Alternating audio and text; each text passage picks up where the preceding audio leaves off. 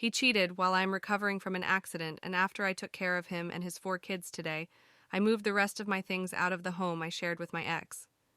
20 days ago, I saw a woman texting his phone and confronted him about it.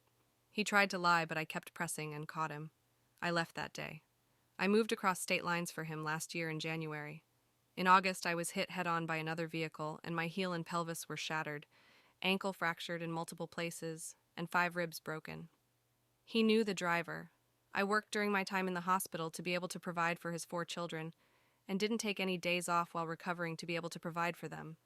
My entire life has changed, and I used a wheelchair for 6 months and it learning to walk again, because I was in an accident because I moved here for him.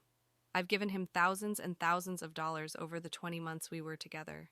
Had dinner made every night for him and his kids, did their laundry.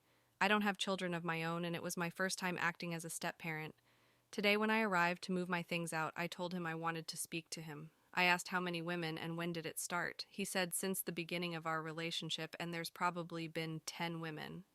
I am guessing that the true number is actually much higher and that he didn't want a cop to it out of shame. He said he didn't know how long he planned for our relationship to continue. It doesn't seem that he had any intention of ending it anytime soon. I believe he stayed with me to financially abuse me because I have more expendable income than he does and am much better with money. I feel so numb and brokenhearted. We spoke about getting married and traveled to Oregon last year to tour wedding locations. I suspected something was going on for the past few months, but I had no idea it was the entire time we were together. He claimed that he realized he's very conflict avoidant in relationships, but this goes beyond being avoidant.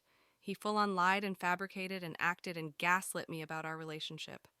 I provided for and carried this man and his 4 children for 20 months, and I feel so foolish. I'm 36, and I wonder how I'll find anyone else ever again. And even if I do find them, how will I be able to trust them? This is the worst and lowest point of my life, especially as I'm recovering from the accident still and can't properly walk, and was already so afraid of being a burden and making things more difficult. Finding out the person I thought I was going to marry cheating on me the entire time has broken me. I don't understand how anyone can be so evil.